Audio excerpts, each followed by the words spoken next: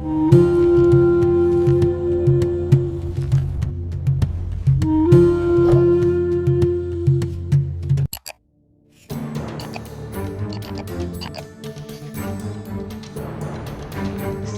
एक ऐसी कौम के बारे में जिनके कद खजूर के दरख्तों जितने लंबे थे, जो अपने हाथों से पहाड़ों को तोड़कर महल बनाते थे। ये कौम आद थी जो हज़रत नूह अलैहिस्सलाम के तूफ़ान के बाद अरब के इलाका अहकाफ यानी रेत के टीलों वाले इलाके में आबाद हुई। अल्लाह ने इन्हें बेपनाह ताकत और जिस्मानी क़ुव्वत दी थी। वो कहते थे, मन अशद्दु मिन्ना क़ुव्वतन, यानी हमसे ज़्यादा ताकतवर कौन है।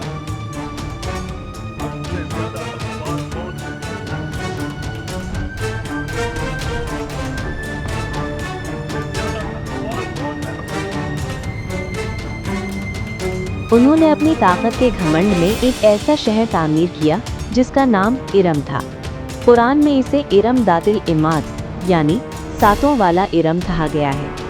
कहा जाता है कि इसके महल सोने और चांदी के थे और इसके ऊंचे ऊंचे सतून यानी पिलर्स आसमान से बातें करते थे। ये शहर अपनी खूबसूरती में बेमिसाल था, लेकिन इस तम तराक के पीछे वो अल्लाह को भूलकर बुतों की पूजा में लग गए थे और ज़मीन पर फसाद फैलाते थे। जब उनका जुल्म और तकब्बुर हद से बढ़ गया तो अल्लाह ने उन्हीं के भाई हज़रत हूद अलैहिस्सलाम को नबी बनाकर भेजा।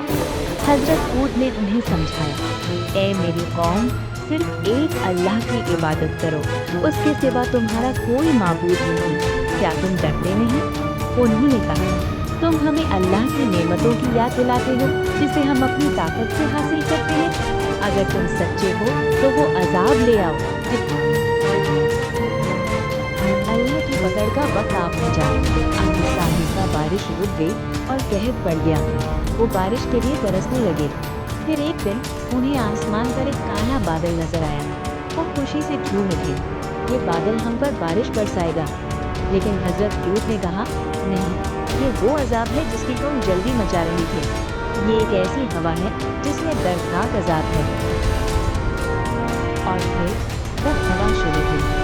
ये कोई आम आंधी नहीं थी, ये एक सरसर यानी इंतहाई ठंडी और तेज हवा थी जो अल्लाह के हुक्म से चल रही थी। ये हवा 7 रात और 8 दिन तक लगातार चलती रही। इसने उनके मजबूत महलों को तिनका तिनका कर दिया।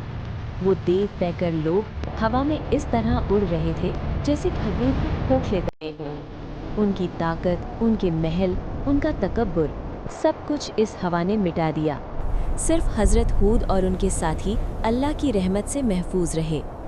सदियों तक ये शहर रेत के समंदर में गुम रहा और लोग इसे सिर्फ एक कहानी समझते थे। लेकिन 1990 की दहाई में सैटेलाइट तस्वीर और ज़मीनी खुदाई से ओमान के सहरा में एक कदीम शहर के आसार मिले हैं, जिसे उबार का नाम दिया गया। बहुत से माहिरीन का मानना है कि ये वही इरम है जिसका जिक्र कुरान में है। अल्लाह ने वादा किया था कि वो जालिमों के आसार बाकी रखेगा।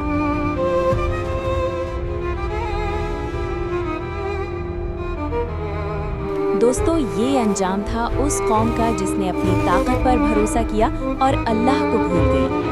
उनके ऊंचे महल आज रेत का ढेर हैं। ये हम सब के लिए एक सबक है कि ताकत सिर्फ अल्लाह की है।